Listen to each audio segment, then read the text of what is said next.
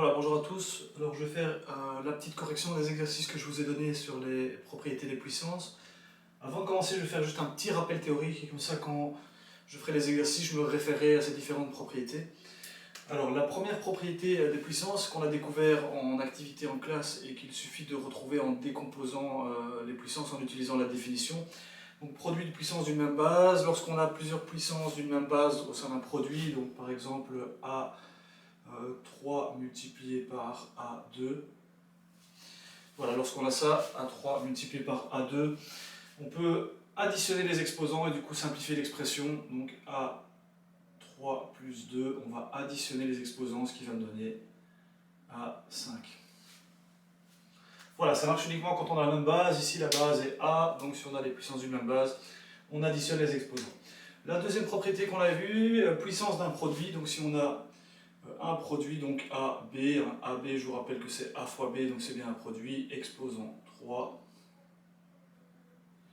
Voilà, si je décompose, j'aurai AB fois AB fois AB, et comme la multiplication est commutative, je peux mettre les A ensemble et les B ensemble. Donc ici, quand on a AB, le tout exposant 3, ça va donner A3, B3. Donc chaque facteur est élevé à la puissance 3.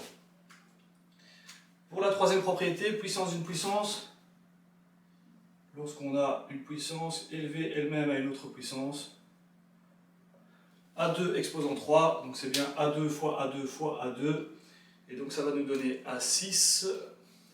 On va donc multiplier les exposants. A2 fois 3, donc ça va me donner A6.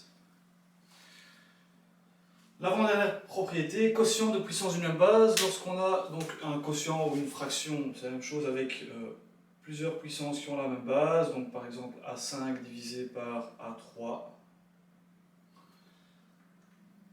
Voilà, on peut simplifier bien sûr en divisant le numérateur et le dénominateur par A, puisque c'est un facteur commun, et on peut le faire 3 fois puisqu'on a 3 facteurs A en dessous. La propriété elle est simple, on va soustraire les exposants, donc ça va donner A5 moins 3, donc A2. Voilà, dernière propriété sur les propriétés des puissances. Puissance d'un quotient ou d'une fraction, donc quand on a une fraction, je vais mettre A sur B, le tout exposant la puissance, je sais pas moi, 3. Ça va me donner A3 sur B3. Donc le numérateur est élevé à la puissance 3 et le dénominateur est élevé à la puissance 3. C'est logique puisque quand on décompose, on a AB fois AB fois AB. Les numérateurs sont multipliés entre eux, les dénominateurs sont multipliés entre eux, on a bien A3 sur B3. Alors, je viens maintenant vous rappeler les propriétés des puissances à exposant négatif. Donc, je vous rappelle que A exposant moins 1, donc l'exposant négatif signifie l'inverse, donc c'est l'inverse de A exposant 1, donc 1 sur A. J'écris pas A exposant 1, j'écris juste A. A exposant moins 2, donc c'est l'inverse de A exposant 2, donc 1 sur A exposant 2. Voilà, de manière générale, A exposant moins n, c'est égal à 1 sur A exposant n.